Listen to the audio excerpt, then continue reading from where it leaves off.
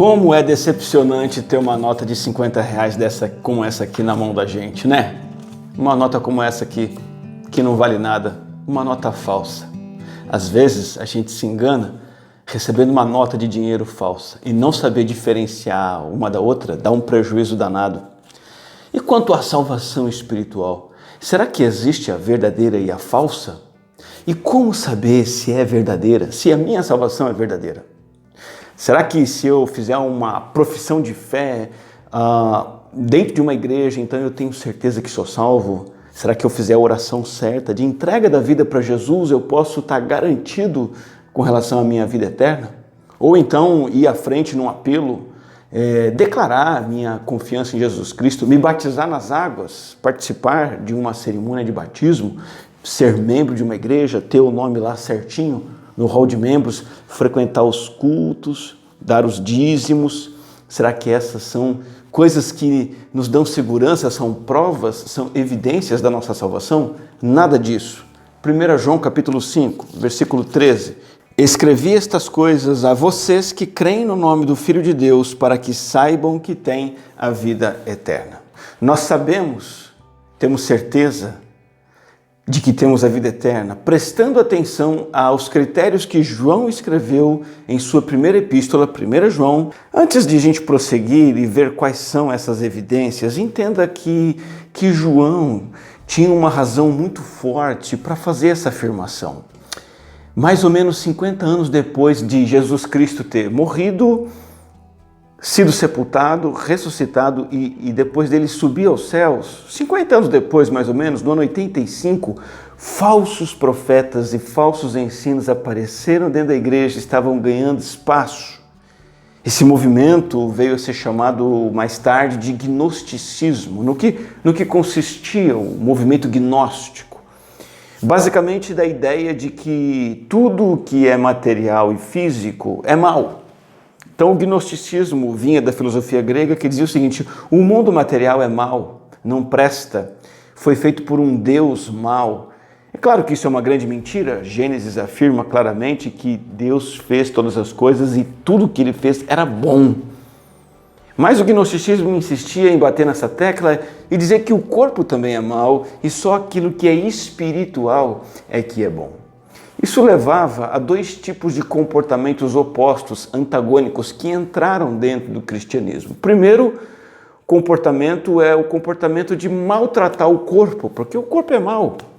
Então essa é a base para as pessoas praticarem o ascetismo, o autoflagelo, renúncias físicas, austeridade consigo mesmo, praticar abstinências, porque o corpo atrapalha a experiência espiritual, ele precisa ser subjugado, ele precisa ser oprimido, ele precisa ser reprimido. Então maltratar o corpo era uma reação à ideia gnóstica. Outra reação era a da imoralidade, da libertinagem. Já que o que é físico não importa, você pode fazer o que você quiser e isso não vai mudar em nada a sua espiritualidade. O que fazemos com o corpo não importa. Você pode ter um estilo de vida desregrado, isso não vai afetar sua relação com Deus.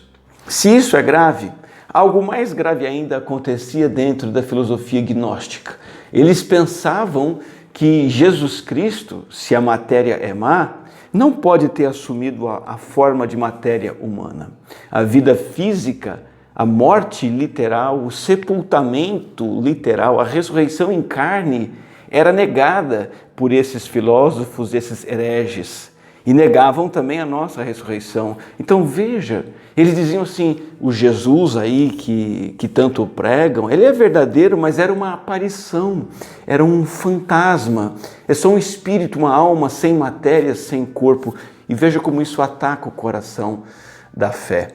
E ao mesmo tempo essas pessoas reivindicavam uma íntima comunhão com o Pai através desse conhecimento especial, uma superioridade baseada nesse conhecimento elevado, mais profundo, gnosis. A palavra gnosis significa conhecimento, conhecimento superior, e trazia até um certo desprezo por aqueles que não tinham esse conhecimento. É claro que o gnosticismo trouxe prejuízos terríveis para a igreja que existem até hoje. Muitos cristãos já estavam numa péssima condição espiritual. A tendência de vida no pecado, uma vida mundana, falta de amor fraternal, orgulho, dúvidas sobre a própria salvação.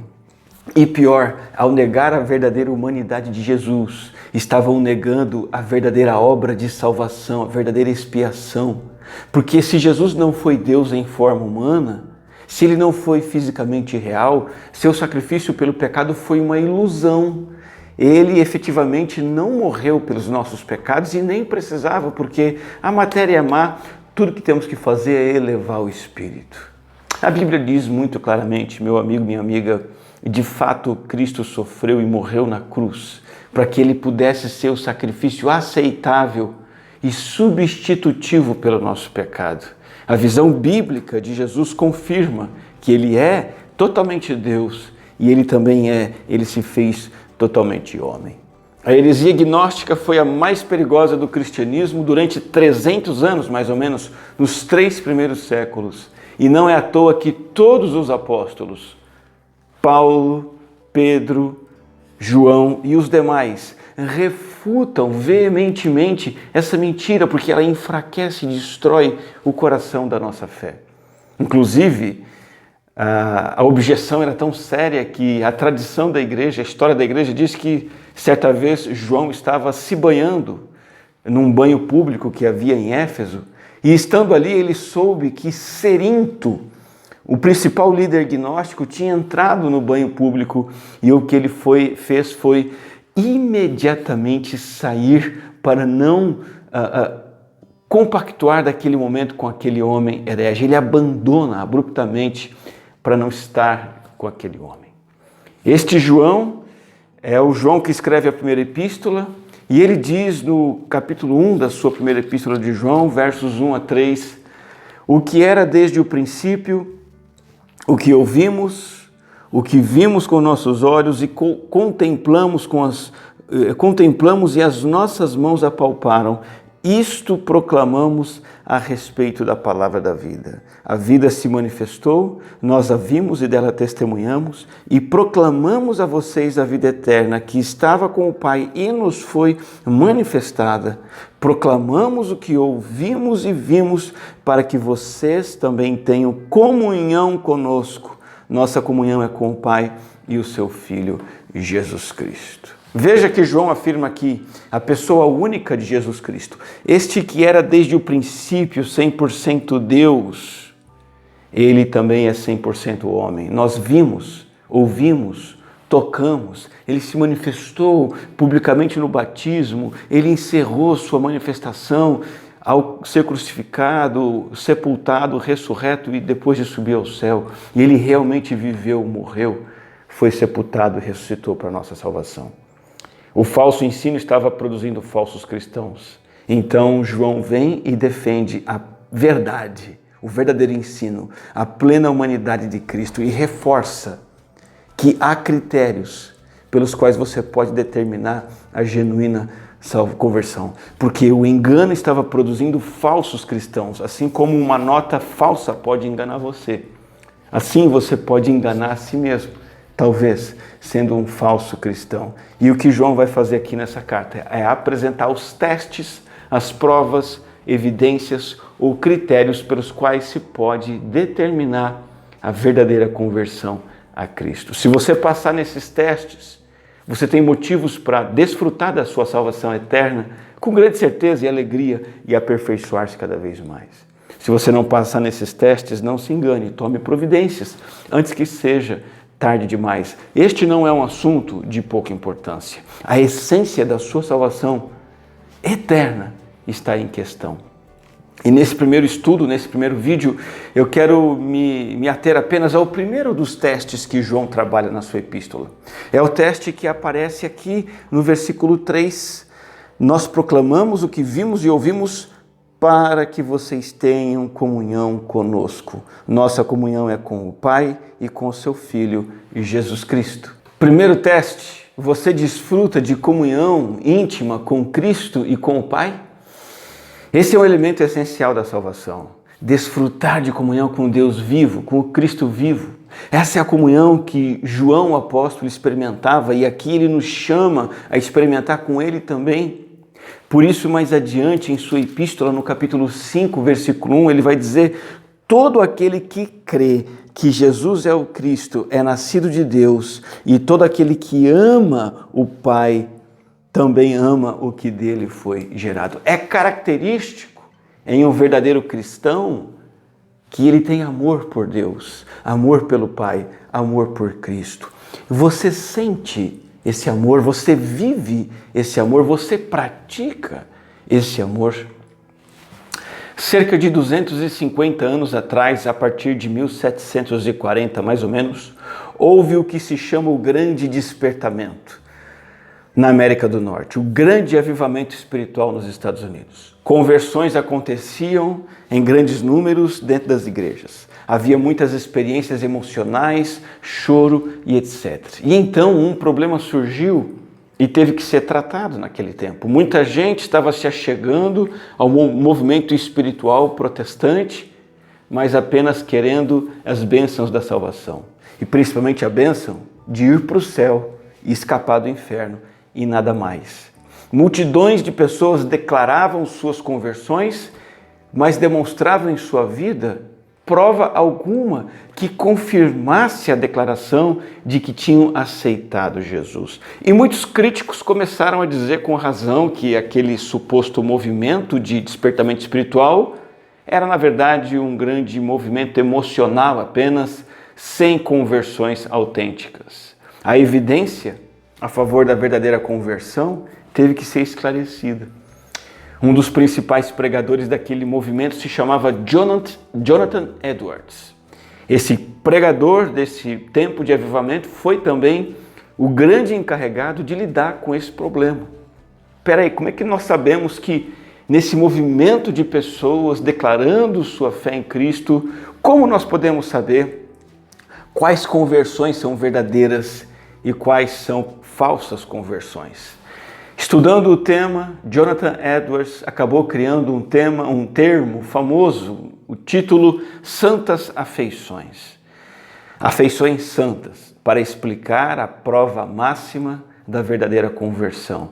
Santas afeições significa um zelo pelas coisas santas, um desejo intenso por Deus, um desejo intenso por santidade pessoal. Santas afeições. A lógica era essa. A vida física, a vida biológica, ela é evidenciada por movimento. Quando a vida, você tem movimento, você tem crescimento. Assim também a salvação genuína tem um movimento. A evidência da salvação genuína é o movimento de uma vida santa, de santas afeições. A falta dessa evidência indica uma confissão falsa. Era comum naquele tempo, 250 anos atrás, achar que a evidência decisiva de salvação era um sentimento baseado na experiência de uma conversão num culto em que você se sentiu emocionado, chorou, levantou a mão, derramou lágrimas, foi à frente. A ideia de que é possível, é válido assegurar e comprovar a condição espiritual de uma pessoa tão somente por uma experiência passada e não olhar para uma experiência ativa de salvação no presente. Mas veja o que Paulo diz em 1 Coríntios 1:9. Fiel é Deus, o qual nos chamou à comunhão com o seu Filho Jesus Cristo, nosso Senhor. Veja que Deus fiel nos chama por uma experiência, não uma experiência passada, que fica no passado, arquivada lá atrás, de aceitar Jesus e ter uma experiência emocional, emotiva. Não, uma experiência presente de ter afeições santas em relação a Deus e a Cristo. Isso é fundamental para a salvação. É para isso que fomos chamados. Ter a vida divina vivendo em nós não é uma coisa indiferente. É uma experiência de conhecimento íntimo que é desfrutada. Essa comunhão significa muita coisa. Lembra-se do que Jesus diz em João capítulo 10, versículo 10? Eu vim para que tenham vida e tenham plenamente. Essa é uma dimensão experimental profunda. Jesus está falando aqui de vida rica, sentimentos de paz, alegria, amor, propósito, tudo isso procedendo da comunhão com Deus. Nós podemos avançar um pouco mais nesse pensamento de que essa comunhão com Deus é a comunhão com Deus de toda a consolação, que o apóstolo Paulo fala sobre ele, o Pai das misericórdias, o Deus de toda consolação, que nos consola em todas as nossas tribulações. Quando eu sou verdadeiramente salvo, eu experimento o consolo de Deus nas minhas tribulações. Ele é o Deus que supre todas as nossas necessidades em Cristo. Filipenses 4,19 diz que o meu Deus suprirá todas as necessidades de vocês de acordo com as suas gloriosas riquezas em Cristo Jesus. Você e eu, quando somos salvos, experimentamos Deus suprindo todas as nossas necessidades. É o Deus que nos leva a falar uns com os outros, com salmos, hinos e cânticos espirituais, cantando e louvando de coração ao Senhor. Se você é verdadeiramente salvo, você vai mergulhar nessa experiência de falar uns com os outros, não somente das piadas do dia a dia, do trabalho, da política, da economia. Você vai falar também uns com os outros de salmos, hinos, cânticos espirituais. Você vai experimentar o Deus a quem você pode chamar de paizinho, Abba, Pai. Você vai poder se dirigir a Deus como um pai a quem você adora. Romanos 8,15 diz: receber um Espírito que os torna filhos por adoção, por meio do qual clamamos, Abba, Pai. Quando temos genuína conversão, nossa comunhão com Deus é uma comunhão em que chamamos Deus de forma íntima, nos aproximamos dele como Pai próximo.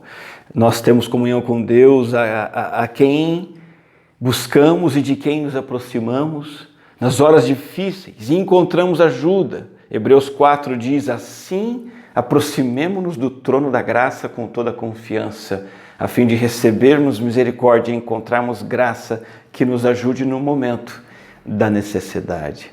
Portanto, tudo isso é a vida exuberante que experimentamos na comunhão com Deus. E essa comunhão com Deus é a prova número 1, o teste número 1, a primeira evidência da verdadeira salvação. Repito, não basta relatar que um dia você fez a oração da fé. Não basta você um dia ter ido à frente num apelo.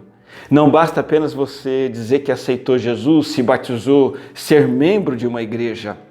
É preciso que você passe nesse primeiro teste da vida eterna. Senão, a sua conversão, na verdade, pode ser tão somente uma nota como essa aqui, uma nota falsa. Você experimenta continuamente comunhão com Deus? Você tem sentido a presença de Deus no seu dia a dia? Você tem um amor por Deus que leva você a buscar a presença desse Deus o tempo todo? Você tem saboreado essa doce comunhão, a comunhão da oração? Você tem saboreado, tem sido um deleite para você conversar com Deus vivo em orações? Você fica satisfeito, revigorado cada vez que você abre as Escrituras no seu dia a dia e você aprende nelas do Senhor, lê sobre o Senhor e se aproxima do Senhor. Como é que você está nesse teste? Você tem as santas afeições de Jonathan Edwards? Como é que você está nesse momento? Primeiro, se você está reprovado, tome uma medida urgente. Agora mesmo, creia em Jesus. Faça a sua decisão por Cristo. Essa é uma decisão única, intransferível, decisiva e permanente. E então você vai ingressar, de fato, numa vida de comunhão íntima com o Pai Celestial. Agora, se você está aprovado nesse teste, se você tem vivido essa vida de comunhão, de experimentar consolo de Deus, ajuda na tribulação, de te levar a compartilhar das coisas de Deus com outras pessoas, de ver Deus suprindo suas necessidades. Se você está aprovado nesse teste, desfrute disso, agradeça por isso, louve por isso e aperfeiçoe-se nisso mais e mais. Só mais uma coisinha. Não existe nota de dinheiro meio falsa, meio verdadeira. Ou ela é totalmente falsa, ou ela é totalmente verdadeira. Não existe meia salvação. Ou ela é falsa, ou ela é verdadeira. E o primeiro teste, a primeira prova, é a prova de uma comunhão íntima com o Pai Celestial. Ore junto comigo nesse momento. Vamos falar com o Senhor. Querido Deus, o Senhor nos escreveu, através de João, o apóstolo, as palavras desta carta, primeira epístola de João, para nos dar a certeza da vida eterna. E a primeira evidência, prova e teste dessa certeza é a comunhão contigo. Queremos desfrutar dessa comunhão. Queremos mergulhar nela, experimentar mais e mais do Senhor. E se aquele que assiste esse vídeo participa deste estudo, neste momento não tem certeza de ter entregue sua vida a Cristo, que possa realmente crer em Jesus Cristo como Filho de Deus, verdadeiro Salvador, e ingressar nessa vida de comunhão contigo. É a minha oração em nome do teu Filho amado Jesus. Amém. Que Deus abençoe você. Essa é a primeira mensagem de uma série de mensagens intitulada Evidências da Salvação. Provas ou testes que asseguram que eu sou uma pessoa verdadeiramente salva. Todas elas estão em 1 João. Convido você a ler esta cartinha. Ela é bem curta, tem 5 capítulos. Medite nela e procure nela quais são as evidências, provas, testes da salvação em Cristo. E vamos seguindo com essa série de mensagens.